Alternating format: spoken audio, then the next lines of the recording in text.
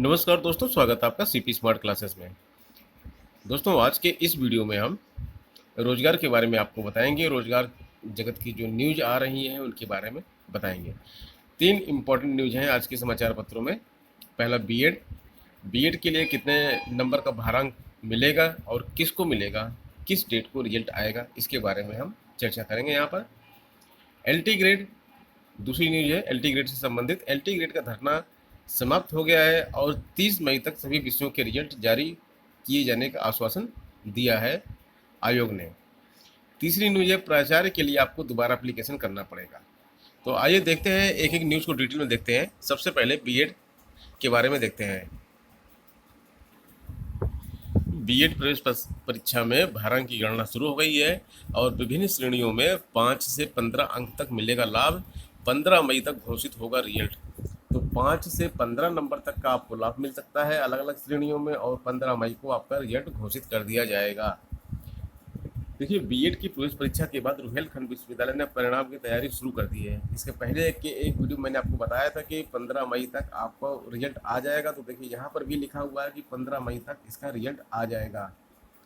और मैंने ये भी बताया था आपको कि 25 अप्रैल तक इसकी आंसर की आ जाएगी। आंसर की 25 अप्रैल तक, और एक एक जून से आपकी काउंसलिंग स्टार्ट हो जाएगी। इस तरह का कुछ प्लान किया है रुहेलखंड विश्वविद्यालय ने। 15 अप्रैल को जो परीक्षा हुई थी उसमें 5,66,400 अभ्यर्थियों ने परीक्षा दिया है और 15 मई तक रिजल्ट जारी किया जा रहा है। इसके बाद आपके सर्टिफिकेट के अनुसार आपको भारांक दिया जाएगा। भारांक किस किस श्रेणी में दिया जाएगा? खेलकूद की राष्ट्रीय, राज्य स्तरीय एवं अंतर विद्यालय प्रतियोगिता के लिए 5 से लेकर 15 अंक तक का आपको भारांक दिया जाएगा। नेशनल कैडेट कोर एनसीसी के विभिन्न सर्टिफिकेट के लिए आपको 10 से 15 अंक का भारांक दिया जाएगा। एनएसएस के लिए 5 से 15 अंक का भारांक तय किया गया है, लेकिन एनसीसी या एनएसएस में एक सर्टिफिकेट के ही अंक मिलेंगे। अगर आपके पास 2 सर्टिफिकेट हैं तो 2 अंक नहीं मिलेंगे, 2 तरह के अंक नहीं मिलेंगे, केवल एक सर्टिफिकेट के अंक मिलेंगे। राज्य परीक्षा के राज्य समन्वयक प्रोफेसर बी.आर. कुकरेती ने बताया है कि परीक्षा के साथ ही भारांक भी जुड़ते हैं, इसलिए मूल्यांकन से पहले ही यह कार्य शुरू हो गया है। परीक्षा की आंसर की भी इसी महीने के अंत तक जारी कर दी जाएगी। तो आंसर की भी आ जाएगी आपकी। आप आंसर की देखने के बाद मिला सकते हैं कि आपको कितने नंबर मिले हुए हैं। और दोस्तों, आपको एक चीज़ और बता दें, हम सरकारी कॉलेज कितने नंबर पे आपको मिलेगा इसके लिए हमने एक वीडियो पहले बनाया हुआ था, उसको मैं डिस्क्रिप्शन बॉक्स में दे दूंगा। उसको आप देख सकते हैं कि सरकारी कॉलेज में एडमिशन के लिए आपको कितने नंबर लाने थे, और अब आप देख सकते हैं आंसर की के बाद कितने नंबर आपको मिले। दूसरी खबर है हमारी, प्राचार्य पद के लिए जो आवेदन किए थे आवेदक, उनको फिर से फॉर्म भरना पड़ेगा। ऐसा क्यों हो रहा है? ऐसा इसलिए हो रहा है क्योंकि विज्ञापन 48 के तहत पुराने प्रारूप में भरे गए फॉर्म को अपलोड करने में दिक्कत हो रही है। तो इसलिए अब विज्ञापन 49 के तहत नए प्रारूप पर आवेदन करना होगा। हालांकि इन अभ्यर्थियों को आवेदन शुल्क दोबारा नहीं जमा करना होगा। विज्ञापन संख्या 48 के तहत पुराने प्रारूप के आवेदन को अपलोड करने में आ रही दिक्कत के कारण उच्चतर शिक्षा सेवा आयोग ने यह निर्णय लिया है।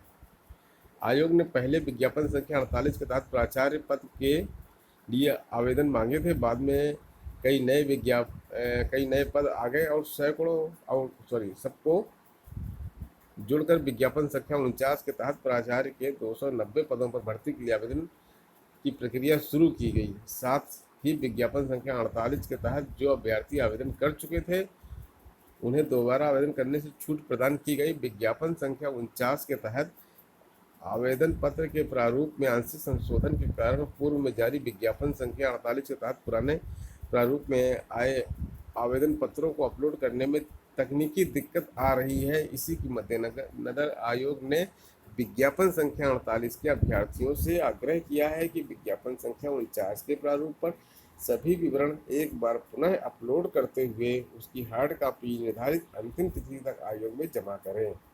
यह प्रक्रिया पूरी करने के लिए अभ्यर्थियों के पास 1 माह से अधिक समय है। तो दोस्तों ये न्यूज़ बहुत इम्पॉर्टेंट है उन छात्रों के लिए जिन्होंने विज्ञापन संख्या 48 के तहत आवेदन किया था।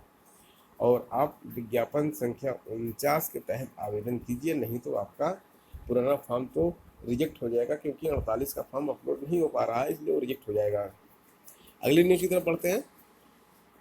अगली न्यूज़ है हमारी एलटी ग्रेड के रिजल्ट से संबंधित। जैसा कि आपको मालूम है, धरना प्रदर्शन चल रहा था सोमवार से ही, और इसके बारे में मैंने कल शाम को ही आपको बता दिया था कि धरना प्रदर्शन समाप्त हो गया है। आज समाचार पत्रों में भी आ गया है ये, और रिजल्ट जो है सभी विषयों के रिजल्ट 30 तारीख को जारी करने का आश्वासन दिया गया है। छात्रों ने कहा कि जल्द ही कुछ बड़े विषयों के परिणाम नहीं आए तो फिर से आंदोलन होगा। तो इसीलिए देखिए अब किसका रिजल्ट आएगा, ये देखना है कि किस बड़े विषय का रिजल्ट आने वाला है। सबसे बड़ा विषय सामाजिक विज्ञान है, हालांकि उसका रिजल्ट इतनी जल्दी नहीं दे सकते, लेकिन उससे छोटे जो विषय हैं उनके रिजल्ट जारी किए जा सकते हैं।